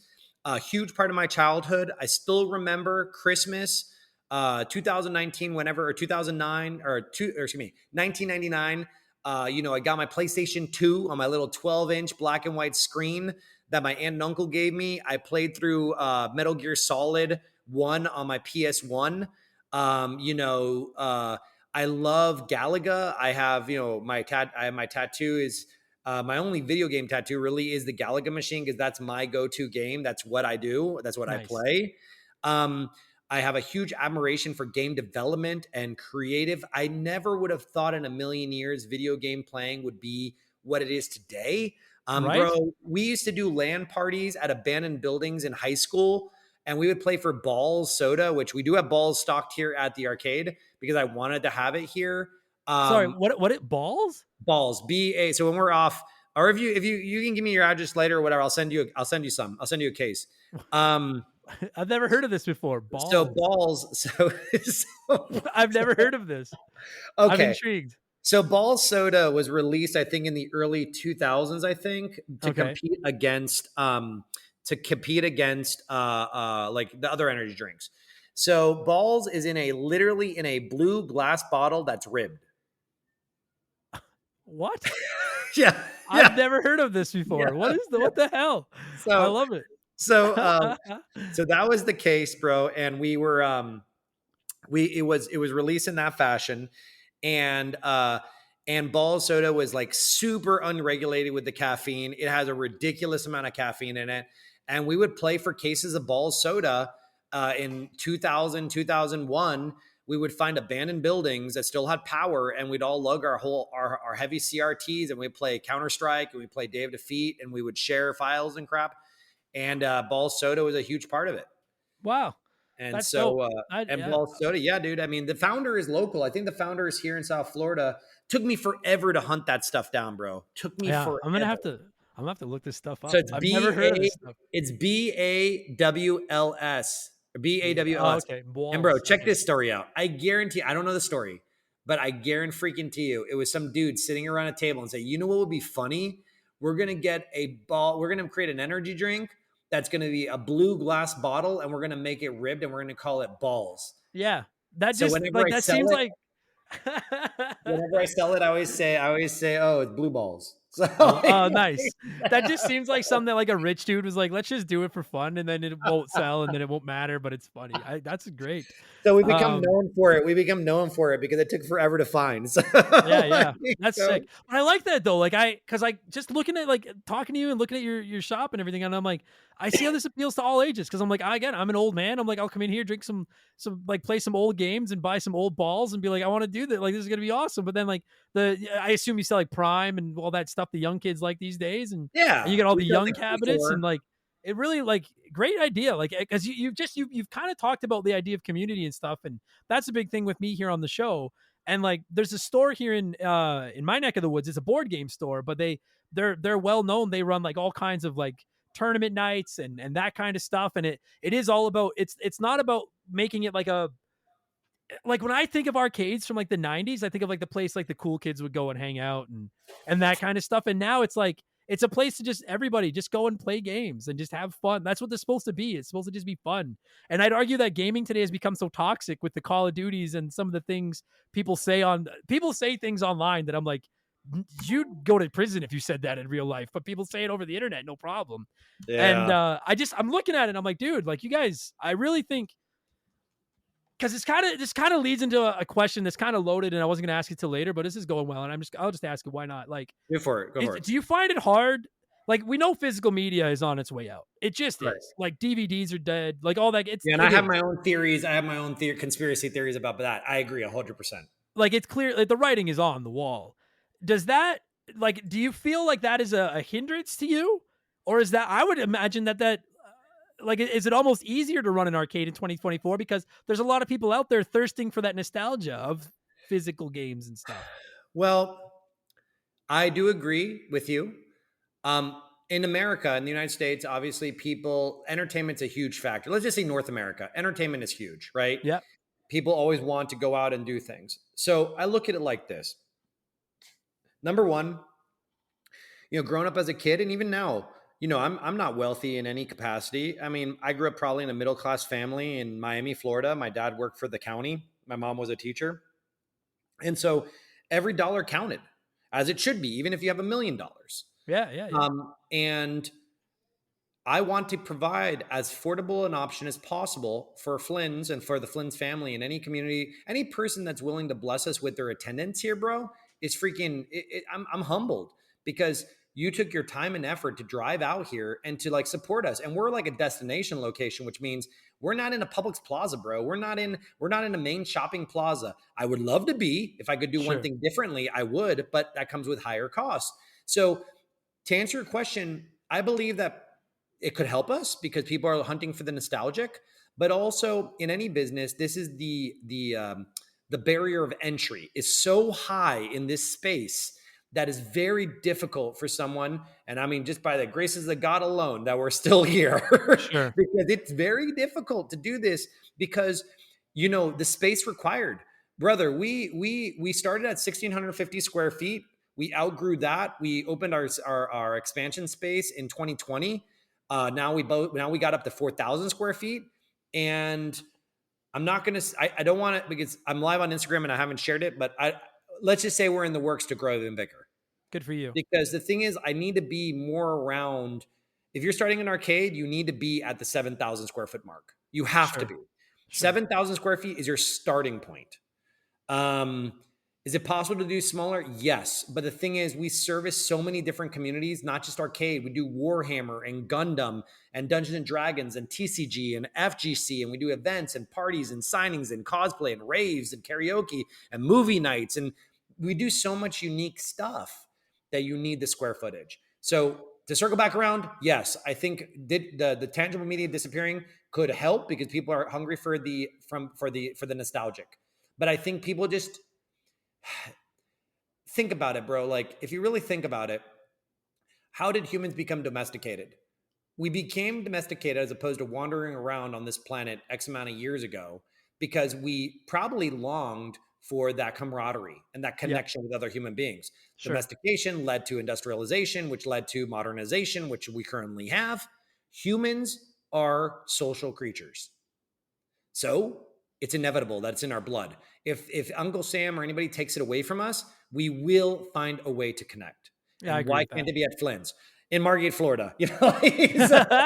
No, but I agree though. And it's actually, you brought up an interesting point because like we had a couple people asking about like some business aspect questions that I'm going to get into in a second. Yeah. But like, even I never really thought about that. Like, if today I decided, you know what, we're open to Remember the Game arcade in next year, I'm going to do the work right now. My first thought is like, where in the hell am I going to get all these cabinets? Not only like the money, but finding them, but all that kind of stuff. But I never really thought about that. It's not just about coming up with a collection of cabinets to get people in the door. Like you said, these things they are not tiny. Like you need a lot, like the overhead on an arcade has to be pretty substantial. Just finding enough space for it alone. Yeah. And then one of the questions we had is, would you mind if I ask what's your electric bill? And I'm like, it can't be small, I'm sure, with all these cabinets running. Well, You don't have to give us specifics. But No, I'll give you specifics. I'm very transparent. I thought it was funny. That was a funny question. So I agree. Everybody thinks it's super crazy. So when I did my first of all, if you're starting a business, regardless of what it was or what it is, I always recommend create a simple business plan with a financial breakdown. there's a fascinating website called The Balance that has a very simple business plan model that I followed. And my business plan ended up being like 70 pages long just because I'm used to writing dissertations, but that's another story. And it had a financial breakdown. I anticipated my electric bill being about $1,000 a month, right? Okay. In reality, on the hot months when I'm running ACs, I have 3 AC units. So running 3 AC units with all the machines, with everything running, being on the hours of operation. Because remember, we open at 5 p.m. So we're not really open during the heat of the day, other than on Saturdays and Sundays, which that hours of operation is a total different discussion if you're opening an arcade and how to do it from my experience. But on like a hot month, you're probably looking at about just under 1,000. Just about under $1,000. And then on cooler months, you're probably looking somewhere between 6 to 800 plus or minus. But I preview with this: all our electrical here is brand new. Oh, Like good. all the electrical is brand new. The ACs are brand new because Nice. when I got the space, this space was actually a dance studio. Okay. Oh, wow. So Okay. So it had just been like a giant floor. yes, with a giant mirror along the wall. Yeah. Correct. Yeah. Yeah. Mhm. Classic. And then the new space we took over hadn't been occupied probably for like the last 15 years. Okay. So All right. Well, that's fascinating. Because like when I read that question, I was like, man, I kind of wonder that too. Because like that is a lot of cabinets, but that does make sense. And I forgot. Yeah, you guys are. I was like, man, how much do you run AC? But I'm like, I live in a place where it's below zero for 6 months a year. So I guess that's a whole different type bro, of thing. I can't check my weather right now, but I would imagine that the weather's probably like 94 degrees outside. That's wild. It's like I don't know what that is in Fahrenheit, but it's like 8 degrees Celsius here right now, and it's a beautiful day here today. 8 Yeah. degrees Celsius. That's probably what I'm trying to 40 look. or Okay, I my don't know. apologies. I misspoke. So this evening, right now, it's 75 degrees Fahrenheit right now. It's that to me. Like when I've been to Florida, it's that damn humidity. Like It I live is. in a field in Alberta. I'm not used to humidity, but like, man, we were down there, and I was like, dude, how do you? It's stuck to your skin. How do you breathe in this? But We're all I mean, my dad's Colombian and my mom's from England. So like I have the Hispanic oily skin. I'm like a lizard, bro. I'm like a lizard. I cannot survive. I do not do well in cold weather. So I get it. I'm with that with hot weather, so I understand. yeah, bro. On the note of business, we'll go like another 10, 15 minutes here, and Yeah, I'll whatever. let you Yeah. get back to the grind. Oh, good, Master bro. Boyg, this is fascinating. Master Boyg said, how much thought goes into the layout of your arcade? I've worked in retail, and there's a whole science to the planograms. What kinds of things do you consider when deciding where a certain cabinet goes? Like, is it simply just, hey, it fits here, this is where it goes? Or do you have like a more... At first, yes. At first, we were just shooting from the hip. Sure. Like we were like, we were just like, oh, dude, this will fit, and let's make it work. Right. Now, like we just did a modification here, and like kind of added new machines, and I brought in air hockey tables and pinball and all this stuff. It came down to very logical decision of, okay, we need to spread out the games that are single player versus 2-player. You need to spread the machines out based off of replayability. So I have multiple Pac-Man machines scattered around the arcade, multiple Donkey Kongs, multiple Galagos, because those get played, but I can't have them all in one place. Right. Then also the thing is with 4-player cabinets. So 4-player cabinets are the freaking vein of my existence because they're so amazing to have, but 4-player cabinets create a whole slew of issues because now you have to have room for everybody to fit around it. Yeah, So, totally.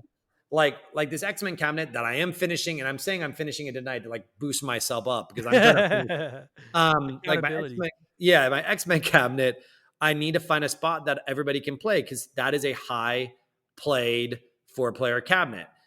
So yes, you do have to have a decision. Also, driving games. You're talking about a 3-foot, 4-foot cabinet laying down. That's a lot of space. Your average arcade machine is about 32 to 36 inches wide. Right. Your average arcade machine. When you're dealing with a 4-player Nintendo NBA Jam that I'm looking at right now, you're talking about a machine that's hitting 40 inches, 45 inches wide. And, just as far deep or even deeper than that. It gets crazy, bro. So yes, you need a plan logically. And also here in the United States, we have ADA compliancy, which is the American with Disabilities Act, which I'm all about. You need to make sure there's a 36-inch gap of a walkway for people to pass through clearly. So that's also a problem. Okay. Yeah, that And makes your sense. restrooms have to be ADA compliant if you're new construction predominantly, which means you have to have a 7-foot radius in the middle of your bathroom for someone to be able to enter it, turn a wheelchair around, and get in and out. So I guess you guys must be at a point now, especially where like at least a small part of the decision on whether or not you're going to pull the trigger on a cabinet is like, hey, can we fit this in here? Like it, like like I'd love to have this, but like we have nowhere to put this thing. Like that Well, and must, yeah. also, bro, like I messed up. I don't have double doors. So the Oh, widest door I have in this building, in the entire building, is 36 inches. okay. So I have to sometimes disassemble a machine and take it apart and then rebuild it inside. Oh God, So I have to be very that terrifies me. I have to be very careful what I do and how I do it. And you have to think about that sort of stuff. So, bro, when I go check out a new machine and the person doesn't know the specs, I have a couple of things that I bring out. I bring out my flashlight and I bring out my tape measure. Yeah, Flashlight, I'm looking for dings and divots and like pests and all that stuff and burnout. And then the other one, I'm measuring it. Well, is it sure. is it narrow enough to fit in? Okay, that makes sense. Yeah, I never even thought of that. That's great. That's fascinating. Yeah, Um, bro. And then to piggyback off that, Adam, right now we're in a bit of a pickle because my collection is well over what I currently have on the floor. So in storage, sitting on my back patio of my house, in people's garages, I probably have another 15 or no, yeah, 15, 20, 30 cabinets wow, in addition that's to what I wild. already have. I mean, I suppose that's a good problem, Well, but it's a is it? good problem. It's a good problem to have, but and I don't say it to boast. I just tell people like you have to constantly be on the hunt, and when a deal is too good to pass up, you Sure. got to be ready. Yeah, I get that. I You get put that. that crap wherever you can, man. I mean, my wife Yeah. made me get them out of the house because they used to be in the kitchen. But but yeah. So, dude, yeah, I recommend it. Prepare yourself for your storage bill. I mean, my storage bill alone was almost $1,000 a month. Sure. Oh yeah, I can imagine. Like it all comes back to like you keep saying, like these are not small. Like if you're a younger listener and maybe you've never gone and played anything that's not like one of these arcade one ups, like don't let the arcade one ups fool you. They're like if you put a regular cabinet through the wash. Like they are a fraction. Like these old ones. Like like there's nothing worse than you gather around like the Simpsons game and there's not enough room on the edges, so you can only go 2 player. Like Yeah. it's brutal because like 4 players where it is. Like that's what it's all about. Yep, yep, yep, So yep, yep. I Remember, got your you. listeners, remember the average arcade machine starts at 300 pounds. Yeah, it's like moving them along. Like it's I almost killed my like I almost like our Star Wars trilogy arcade cabinet that we have, the legit OG one, weighs close to 700 pounds. yeah, I'd believe that. And we almost Some of got them are crushed nuts. because we brought Yeah. it down a ladder in a U-Haul or a ramp in a U-Haul when I first got it. And I didn't realize you shouldn't do that. So It should- that's what happened, bro. It at sucked. least it wasn't an expensive lesson learned. Like No, it wasn't or you didn't expensive. cripple yourself. So Yeah, no. If you want to start an arcade, invest in a furniture dolly. sure. That's what it's Yeah. called. It's got a furniture dolly. Spend a $300-400 on it. It will save you. It will change your world. And just a little life advice for all you younger listeners, like take care of your back. Don't wait, because then you'll be our age and you'll be like, man, everyone used to warn me, like, dude, your back's not gonna be like that forever. And I was like, I'm fine. Oh, And dude, now I'm I 40 and stretch I'm like, every nope, day. should have listened. Yeah, I should have stretch listened. every day. I have a massage therapist. I have a chiropractor. I take care of that crap, man. You're no joke, Yeah. dude. No No, joke. back's pretty critical. 100%. Before we get into the final couple questions from the audience and kind of wrap this thing up, a few people wanted me to ask you, and you can feel free to say as much or as little as you want because I don't know your Okay. relationship with anyone, and I don't want to burn any bridges. Have Yeah, you seen The King of Kong, the of whole course. thing with Billy Mitchell? I Of figured course. you had. Where do you stand on Billy? Billy Mitchell's a pretty controversial dude. Where do you, Yeah. if you don't want to speak ill of him or whatever, it's fine. But where do you stand on this whole situation with Billy I Mitchell? can only speak. I can only speak on my personal experience. Sure. King of Kong, bro. You never know where life is going to take you. I used to watch, or I still do. King of Kong. I've read Ready Player One like 10, Yep. 20, 30 times. Great book. Chasing Ghosts is another great documentary. Nibbler, Man versus Snake is another great documentary. Tokens and Taverns is a great documentary. There's so many arcade documentaries, but on the topic of Billy, we've had Billy here at the arcade. We've had Billy here at the arcade. I've had nothing but a positive experience. Very nice. Billy has a hot sauce like company or something like that. So he donated a couple of hot sauces for one of our giveaways. about Galaxy, about Twin Galaxies and all that stuff. I don't know enough to speak on the legality of what happened That's fair. and everything of that nature. But I'll say this: I have seen him play. I've watched him. I have close circle of influence, close friends that have watched him play and seen him set records. This man is no freaking joke. Like I agree with that. he 100%. freaking does it. Like he knows what he is doing. People need to understand that in the arcade world and what we do as in the arcade players that play competitively, there are patterns and there are things you have to memorize. I started trying to compete. I started trying to get into competitively playing Galaga for marathoning. And I did it for a little while, but I just found that I couldn't keep up the pace of memorizing the patterns.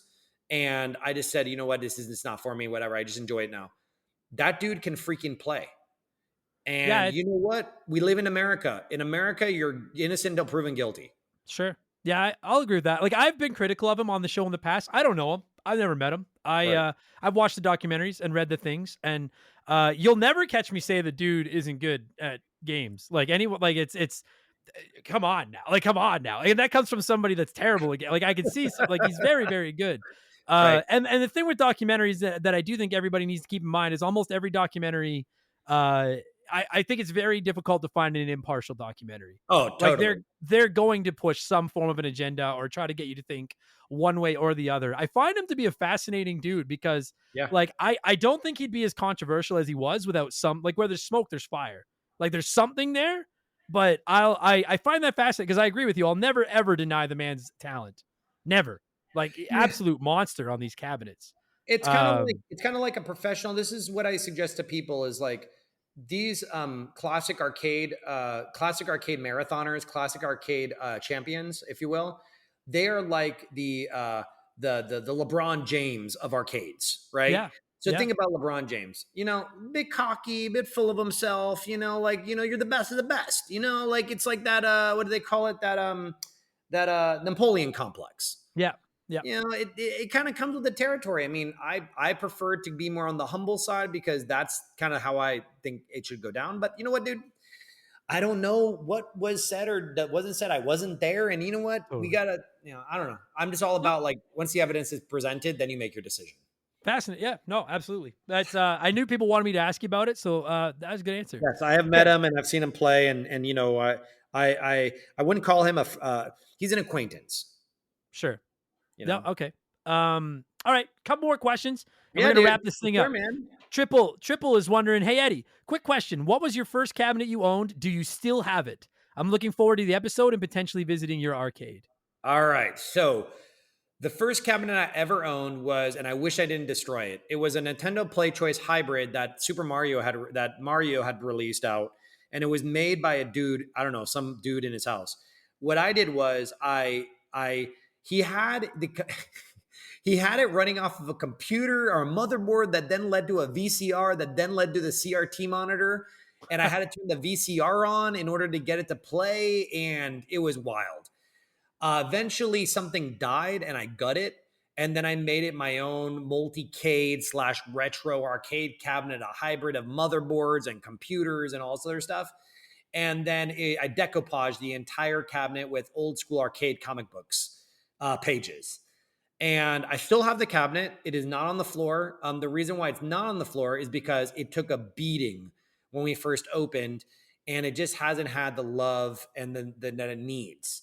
Okay, I have a plan for it. What my plan is actually for it is I'm going to disassemble it, take it apart, and then I'm going to use the art of the machine and I'm going to mount it to our wall. And I'm going to put each side panel, front panel, and marquee. And then in the middle, I'm going to put something like "This is where it all began," nice. That's and dope. I like that. as an homage to it. Yeah, It's taken too much of a beating from the general public that I don't think it'd be safe to put back on the floor because of the mere fact that they just beat it up so badly. sure. And I just don't think. But yeah, so that's the first one I do still have in my possession, and I still have it. It's in storage right now. That's awesome. Yeah, So many people write in and they're like, I regret selling my old games and regret selling this and that. So it's nice to hear you still got it. That's good. she's still Um, around.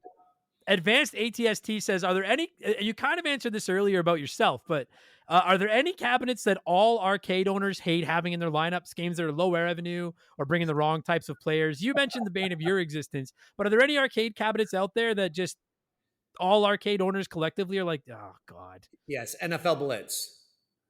really? NFL Blitz is a horrible arcade cabinet. Why is that? Why is that? The motherboard is so fickle. The Oh, I motherboard, the see. motherboard, the chipset, the chip ROM set, bro. This is my story with NFL Blitz. Is the motherboard I had acquired this? Okay, I had acquired an NFL Blitz cabinet non-working through a, let's call it a deal that I made. Okay. And I got it here and I took the motherboard off. I give it to my boy Manny. He did his magic. We got it up and running. I took it to one thing. It took a dump. Like, son of a gun. What happened?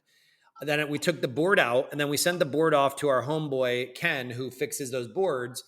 And Ken, bro, this is hundreds of dollars, right? Send it to Ken, package it, ship it, whatever, got it back. And it worked. Then it took another dump because we have a feeling that one of the ROM set chips, ROM chips, that's 24 chips on this machine. And one of them is getting overheated. And when it gets overheated, it causes the machine to short and then it causes a flicker and blah, blah, blah, blah. So I still have it on the floor, got it up and running, but do not buy an NFL Blitz cabinet. This is where, and I'm going to give you guys, for those of you who tune into the end, I'm going to give you this nugget of gold. Okay. The nugget of gold is this. Let's circle back around to arcade one-ups. Buy yourself secondhand an NFL Blitz cabinet from Arcade One-Up or any of their Arcade One-Ups and strip it for its hardware. Then transplant that hardware into a legit arcade cabinet and boom, there you go. You got a legit arcade cabinet that is literally bulletproof. Ah, okay. Because remember, it's all portable. It's running off of, I guarantee you, it's running off a VGA cable or some sort of integration with their JAMA harness that is super simple to get a VGA to HDMI converter off of freaking Amazon for $23. Then you can reroute the buttons over using a micro switch converter. And then boom, you got a legit arcade cabinet that is running off an Arcade One-Up. Well, all right. I got to say, logic makes sense. The answer, when you first said the Blitz I'm like, everybody loves NFL Blitz. What? But all right. The pieces fell into place. I get it. Dude. That makes 100%. sense. That cabinet. Wow. And then I would say the other cabinet I would say is any sort of redemption arcade machine. I have a claw machine. Those are they're mechanical. Sure. So you have to be ready to fix that. And they fail often because kids are like, oh, they're jumping on them and pounding on them and stuff. So my poor claw machine is down right now because of that. Okay. I admittedly, I am one of those, like, come on, you son of I'm one of them. So I'm not the guy you want around your claw machine. And we'll wrap up with this because this was my last question and I like it. Michael Mathis says, what are the holy grails that you still want for your arcade that you don't have? Is there anything out there? There must be. Everyone has a wish list. Oh, I got my holy grails. Okay. So our name is Flynn's Arcade. I'm a huge Tron fan. And I told myself, if I ever open an arcade, I'm going to name it Flynn's. Yes. Everybody talking about, liability and suing and all that crap. Don't you worry. I checked with the Florida Department of Business. Flynn's is a proper name and cannot be copyrighted. Yeah. So I'm good there. I would love a legit Tron cabinet. I do not have a Tron cabinet because they are so expensive to get. You know, a legit Tron cabinet from that era is going to hit you probably somewhere between $3,500 to $5,000. And I freaking guarantee you no one is going to play the arcade cabinet because it's one of those machines that I call it pass by. They pass by it. They're like, oh, that's cool. And they keep walking. Sure. So I would love a legit Tron cabinet, not discs of Tron. Maybe discs of Tron would be cool, but a legit Tron cabinet, either one, all OG here at the arcade.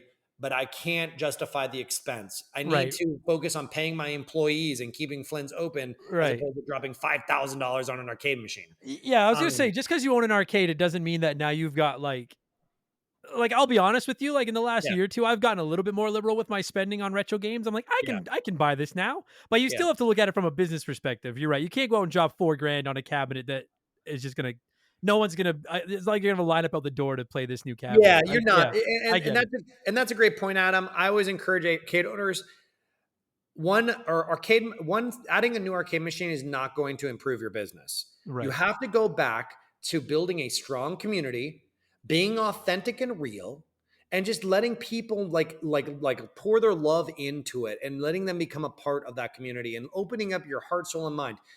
The arcade machines here are not here because I necessarily want them here. It's because of what the community wants. Sure. This has nothing to do with Eddie at all. Yes, I am the front runner. Yes, I bring my heart, soul, and passion into it.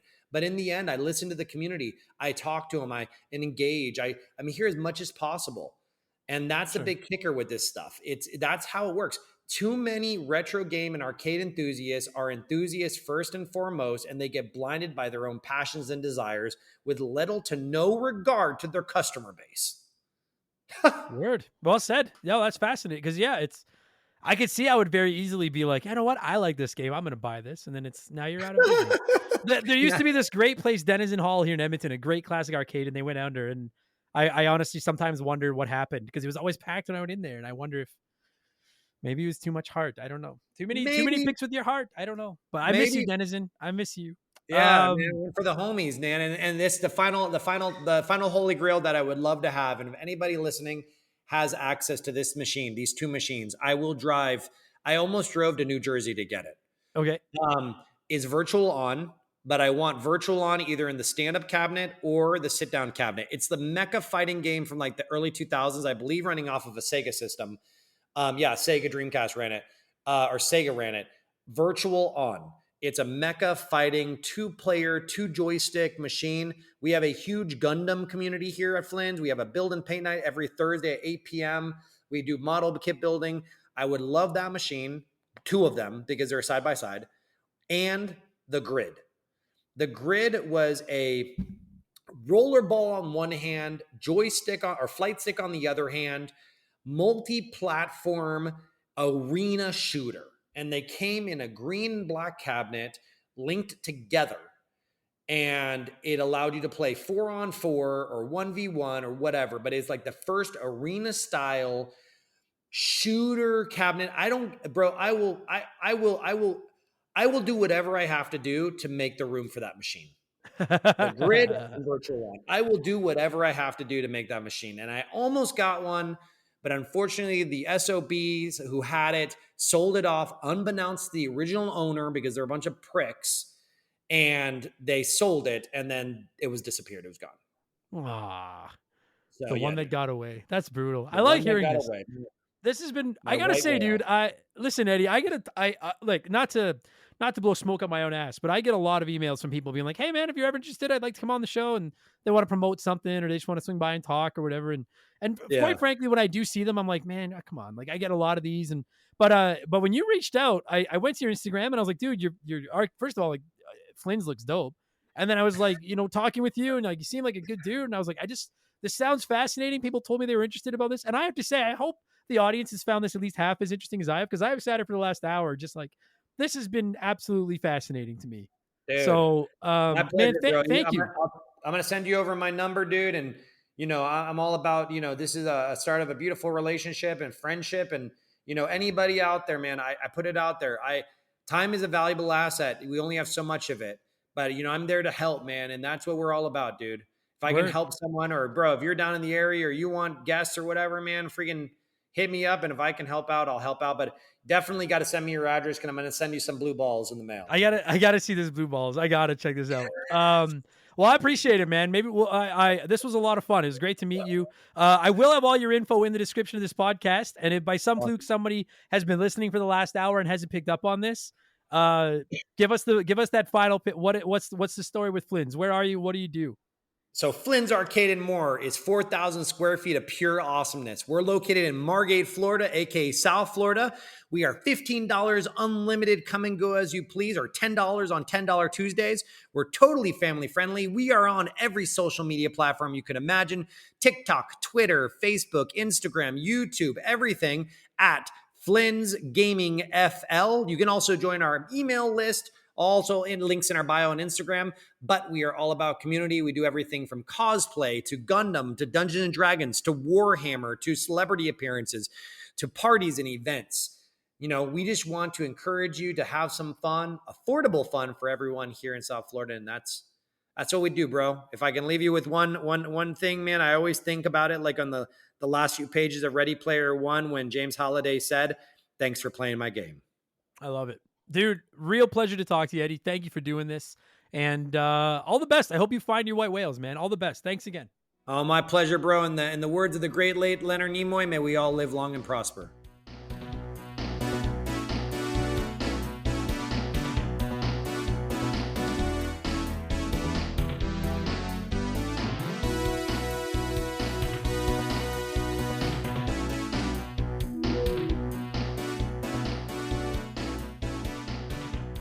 That is going to do it for this week's episode. Eddie, brother, thank you so much for reaching out, for taking time to come on the show, for answering all of our questions, and for basically just being a good sport, dude. I really enjoyed that conversation, and I hope everybody else did as well. Look in the description of this podcast for all of Flynn's Arcade's credentials, all their whereabouts, whatever. They're in that town, that city I don't know how to pronounce, Margate, Florida, South Florida. Go by, check them out. Let them know that Remember the Game sent you. That'd be very cool. Eddie, absolute treat. So thank you so much for doing that. And to all of you listening to this, whether this was your first Remember the Game or maybe your 292nd, thank you so much for the support. If this was your first, listen, most of our episodes aren't quite like this. Usually it's just me and a friend breaking down an old game we used to play, and I usually get mad and swear a lot and stuff. So you can check all those out in the archives. Chances are, if you're looking for a game, we have covered it, as long as it's not Dark Souls, because those games scare the shit out of me. What do I need to plug?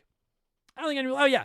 Tickets, I guess I should plug it one more time. Tickets for our Toronto show. Mark McHugh and I telling jokes in the city of Toronto on June 28th. Tickets are on sale this Friday for all Patreons at 10 a.m. I'll post the link on Patreon. And for the general public, they will be going on sale on Monday, April 8th.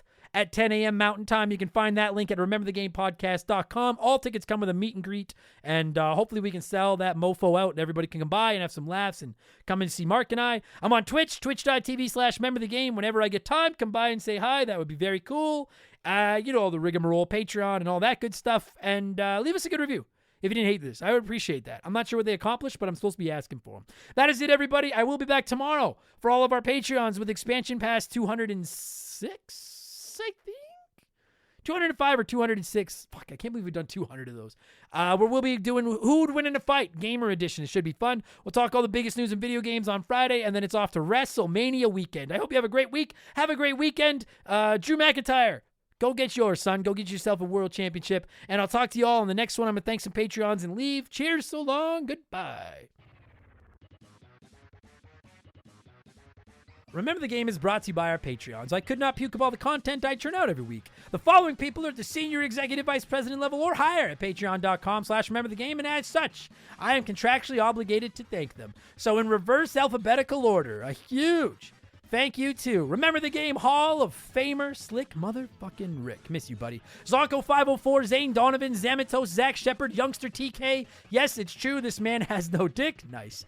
X Maverick X, Wyatt the Surgeon Who's Not a Surgeon Row, would you kindly? Wolf Magic 21, Wolfgang Darren, Wimp 15, Wilco, WestGen, Works For Me, VOS Rager, Tyler Bauer, Tyler, Triple, Tom Houlihan, Toby OP, Titan 420, Timothy Sabrinsky, Timmy the Exuberant Turtle, Thomas Smith, Thomas Childs, this motherfucker, the Supreme Choserizo, Theodore, the Fletchman, the Cardigan-wearing wrestler, the Legend of Zelda Majora's Musk, the Keegs, Ted Explosion, Tazelhoft, Tadpool, Super Jess, Storm Beagle, Steve Dalk, Standard Ass Brian, Squint, Squeaknut, Sour Goatface, Solomon Soto, Sofrito Bandito, Sleeper Hit, Scissorfish, Sharonic, Shoeboxers, Shank the Ratface Bastard, Scott Brooks, Scary Terry, Sam Carpenter, Sabin S, Ryan Whitcomb, Ryan Perry, Ryan Kinchin, Rush's Dog Walker, Roger Stawbox, Pool Cleaner, Robbie Air, Rated Excellent, Randy Barrage, Radioactive Man, Quiet Place Queen, Put It in H, Postman, Plow King, Fill Up My Mouth with Farts, Philip Ramsey, Phil Encher, Pat Phoenix, Oroku Saki's Gardener, Nothing Can Possibly Go Wrong, No One Cares, Nick Creature, Nerdy Hybrid, Nathan Tremblay, My Left Nut, Musty Beetle, Mr. Papa Giorgio, Morgan, Monstrosity, Boner, Mizuru, Mike Maloney, Mercury 869, Mellow Yellow 8787, Max Sandin, Maverick Marty, Matt Zeus, Matt Babinu, Mark Sneed, Marcus Mendoza, Makeshift Mallow Magic Money, Madam Nutsich, Lucas Valadez, Lucas Shaman, Lotus, Lord Longrod, Von Hugendom II, Liquor Like Luigi, Lil Bunny Fufu 89, Leroy Westrich, Laces Out Dan, Kia Pup, Kevin Monroe, K-Atch, Justin Blair, Just Car Pranks, Just a Fish, Juris Dr. Mario, Jordan, John of the Adult Children Podcast, Johnny from Virginia, John Woodruff, John M. Watkins, Joe the Sandman, Joe Buck, Jay Nasty 15, Jay Callahan, Jimothy, Jeff Bergeron, James Clark, Jake Carter, Isaias and Human Sumo, Itchy Nutsuru, I cancel my Netflix to afford this shout out, Holmes, Hitchy Poo, High Plains Drifter, Haga Waffle, Guy Who Does Things, Graham Kennedy, Glue Scoppin, Gabe, G9PSX, General Fury, Fuzzy 99, Frosty Feet 492, Frosty Bear, Flynny 123, Faded Sufferance, Fallen Snow Kiku, Eric Hopewell, Eric James, E-Man Trucker, Elijah Burns, Elephant Calves, Earl, Jugs of Ben, okay, Doug Dorn, Donnie the Dude, Walter, Donkey Kong Country turns 30 this year, Diablo Spartan, Devin Collins, Them Boys on the Roof, Decoy Man, DBXJ, David Schroeder, Dave Thompson, Dave McGee, Dar Skywalter, Darbles, Daniel, Dan of Dissect That Film, Dan Fusselman, Crystal Lake Management, Confused But Still Here, Colin Bollinger, Cody Thompson, Cody Richardson, Chugger22, Christopher Britt, Christian Gabriel, Chris Hill, Profits, Chris Flurry, Chicken Gizzard, Chevy Boy 9211, Chaz Hammond, Cesar, Carbon Fiber Zombie, Captain Steve N, Can't Destroy Her, Can I Offer You a Nice Egg in This Trying Time, Cam Nelly 23, Buy Me Bone Storm, Burt Macklin, Bula, Brian Richmond, Brendan DeZeba, Bobby Litton, B Money, Blobby Rogers, Blaine the Hoagie Man, Because 19, Biddy, Big the Cat, Big Daddy Randall, Benjamin Atkins, Beers of War, Beef Dingleberry, Beaver Boy, Bearded Bastard, Atrio Wormwood, A-Town, Archangel Otaku, Angry Ticks, Andy Hudson, Andrew Wright, Alpha Kenny 1, Alexander Camps, Alex Ramos, Alex R, Alex McIntyre, AJ McKirji, Adam's former assistant, Adam Martinet, Adam Blank Still Isn't Reviewed, Sly Cooper 2, Ace McGuy, Aaron Lawson, AB Killen, and a dude named Adam. Those were not pretty, but we made it. Thank you so much, everybody. Appreciate all of you. Talk to you later. Cheers.